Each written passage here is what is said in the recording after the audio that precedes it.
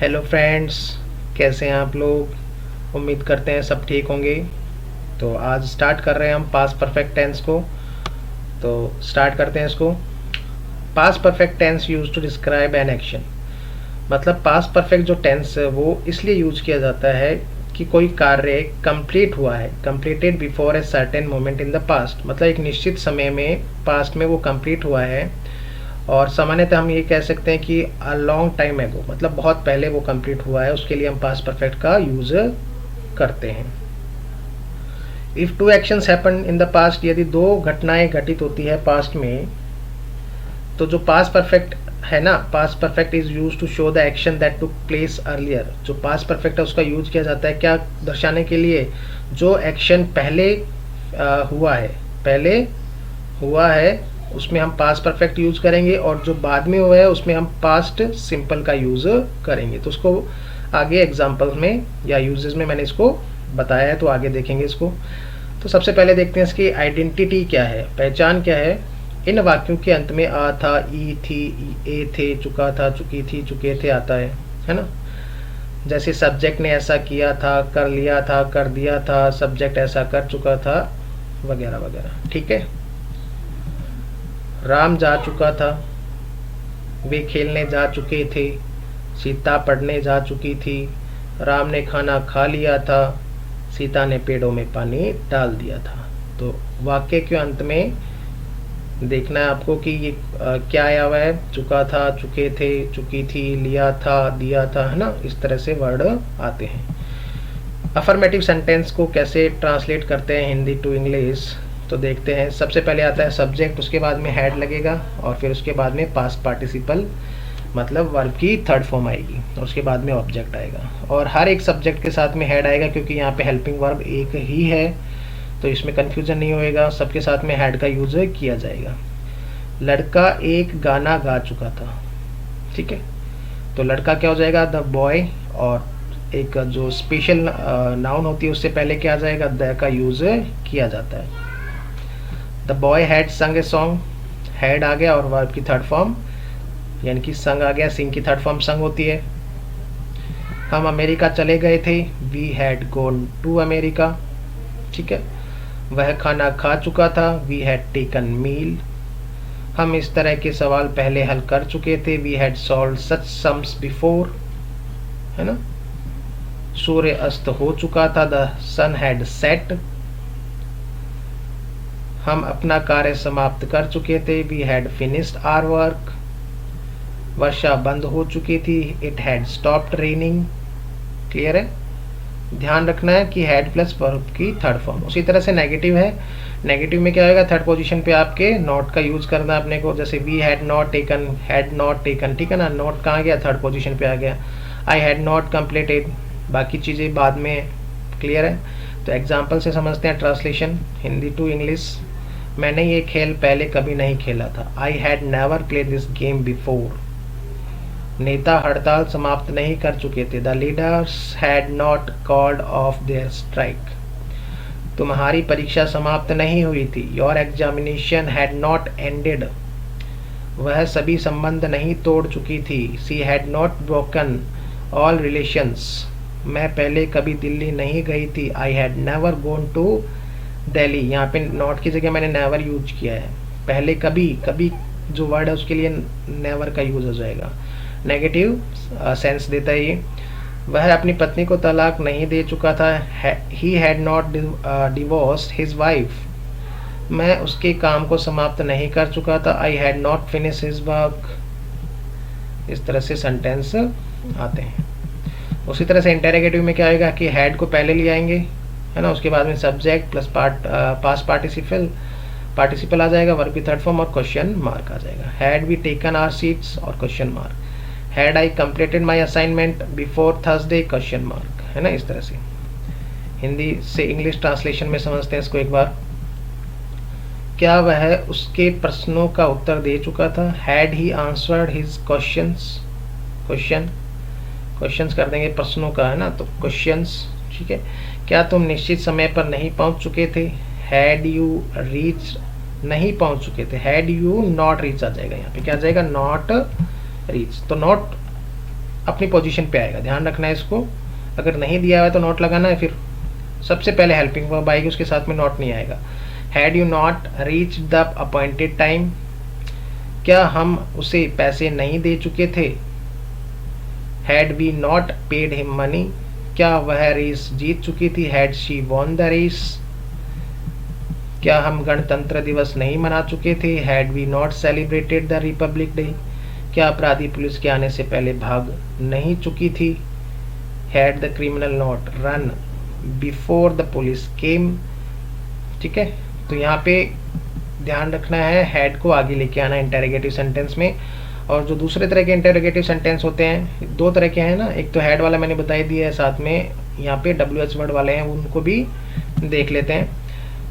जैसे ये वाले हैं, नीचे वाले, ऊपर वाले क्यों कौन से, ये हैड वाले हैं। हैड से जो स्टार्ट है वो इंटेरोगेटिव है। क्या वह उसके प्रश्नों का उत्तर दे चुका था। Had he answered his questions. उसी तरह से यहाँ पे देखें, तुमने अपने कपड़े स्वयं क्यों धोए थे, है ना। Why had you washed your clothes yourself, है ना। तो वाई के साथ में हैड आएगा, यानी कि WH वर्ड प्लस हैड लगेगा, ध्यान रखना इसमें।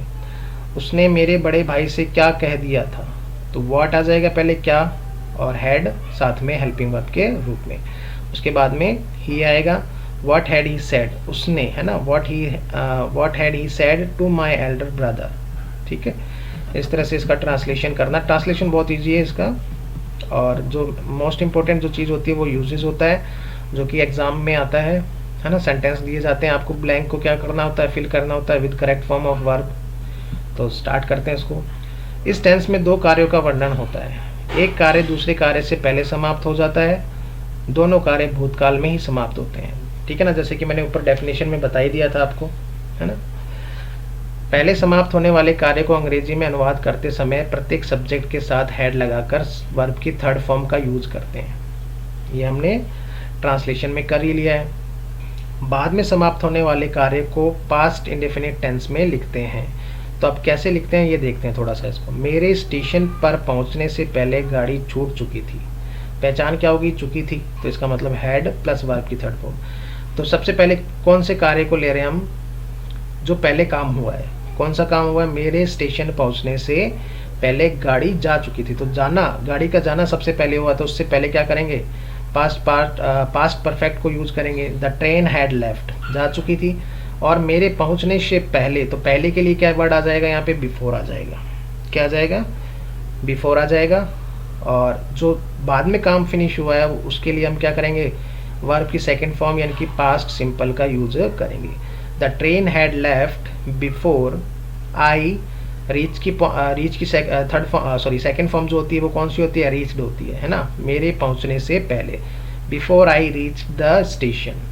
क्लियर है। वृद्धा के मरने के बाद डॉक्टर नहीं आया था, मतलब वृद्धा के मरने के बाद। तो इसमें ध्यान रखना, जो पहला काम कौन सा हुआ है, वृद्धा यानी कि जो ओल्ड लेडी है उसका पहले जो डेथ है वो हो गई है, तो उसको सबसे पहले कैसे करेंगे इसको थोड़ा सा देखना है। इसमें हम आफ्टर का यूज करेंगे, क्योंकि यहाँ पे बाद का जो वर्ड है ना वो आया हुआ है। बाद का मीन्स इंग्लिश में क्या होएगा, आफ्टर, है ना।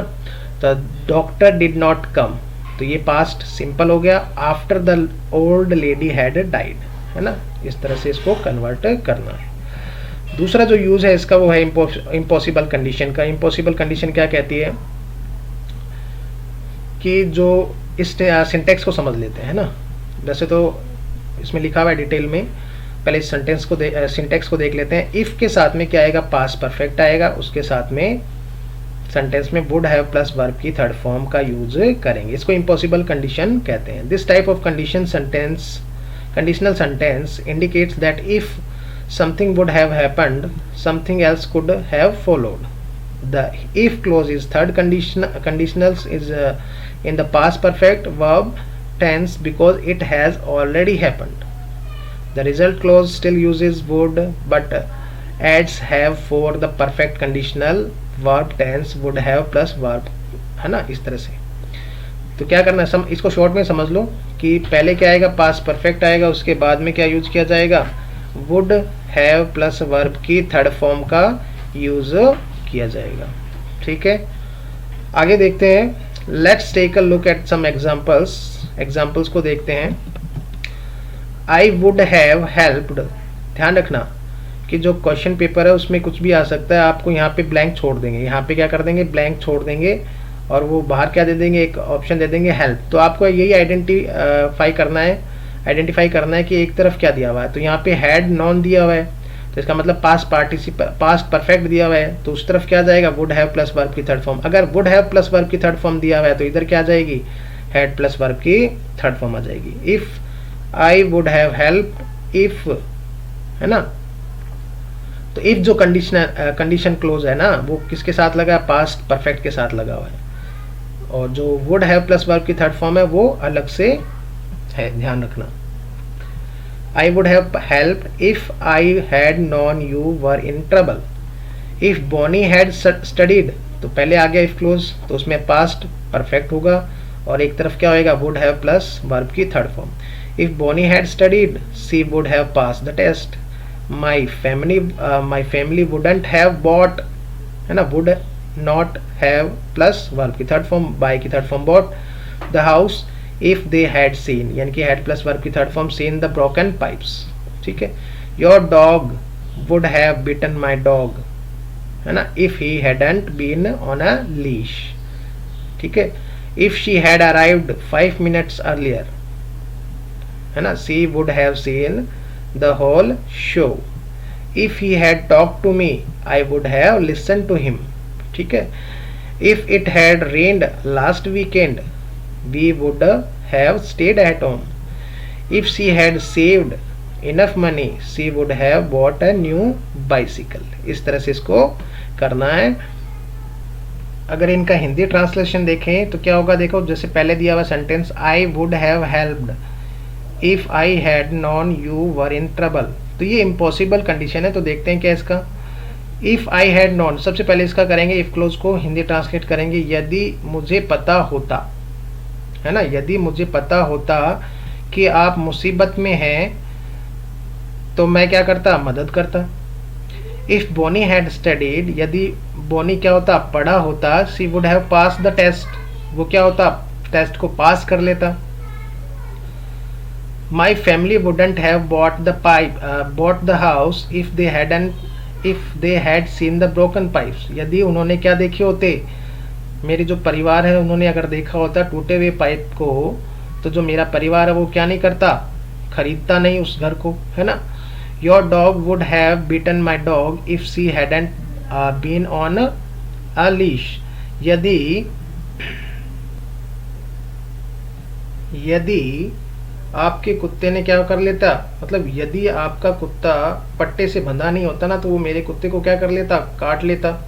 If she had arrived 5 minutes earlier, यदि वो पहुंची होती कितने मिनट पहले, 5 मिनट पहले, she would have seen the whole show, वो क्या कर लेती, पूरा शो देख लेती। If he had talk to me, यदि वो उसने मुझसे कहा होता या मुझसे बात करी होती, I would have listen to him, मैं उसको सुनता। If it had rain last weekend, यदि क्या हुआ होता, बारिश हुआ होता, we would have stayed at home, हम कहाँ रुकते, घर पे रुकते। If she had saved enough money, यदि उसने पर्याप्त पैसे बचाए होते, she would have bought a new bicycle, तो वो क्या खरीद लेती, नई बाइसिकल खरीद लेती, है ना। तो इस तरह से इसको ट्रांसलेट करते हैं। तो उम्मीद है आपको समझ में आया होगा। तो इस चैनल को शेयर करें, सब्सक्राइब करें, है ना, और लाइक बटन प्रेस कर दें।